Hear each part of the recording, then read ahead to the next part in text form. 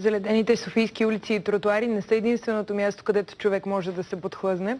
Падането на лед може да бъде и приятно, при това съвсем доброволно изживяване.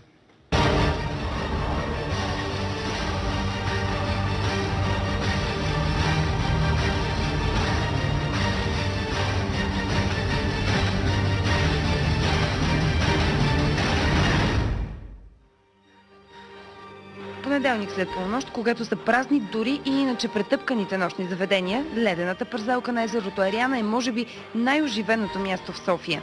Нощните кънки са забавление, за което няма нито възраст, нито час, но понякога се чуват не чак толкова весели тонове след недобре преценен пирует. Нищо, всичко си точно. Не падна? Не, аз съм професионалист. Аз не съм падал никога. В живота си не съм падал. Това ми е първо падане, просто това е нещо невъзможно. Аз се чудя сам на себе си какво става. И демонстрирате ли как карате?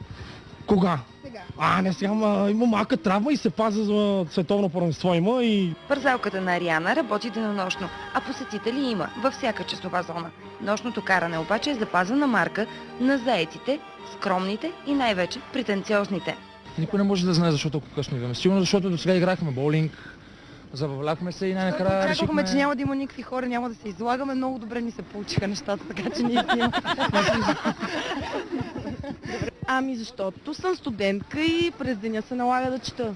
Ледът е по-хубав, по-твърд е и по-малко хора има. И невероятно, но факт, синините, получени при поредното падане на леда, някак придобиват особен чар. Ако карате кънки толкова добре, колкото и аз, хубаво е да знаете, че през деня парзалката на езерото Ариана разполага с инструктори.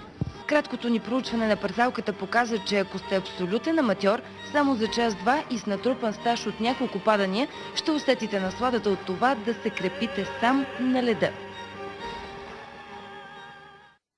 Оказва се, че карнавала не е само в нашето студио, но и на ледената парзалка на Ариана. Ще заведеш ли на кънки някой Разбира се, път? тази нощ ви определям среща. И после директно на работа. Да, тази нощ в полунощ ви очаквам на Ариана Грудева.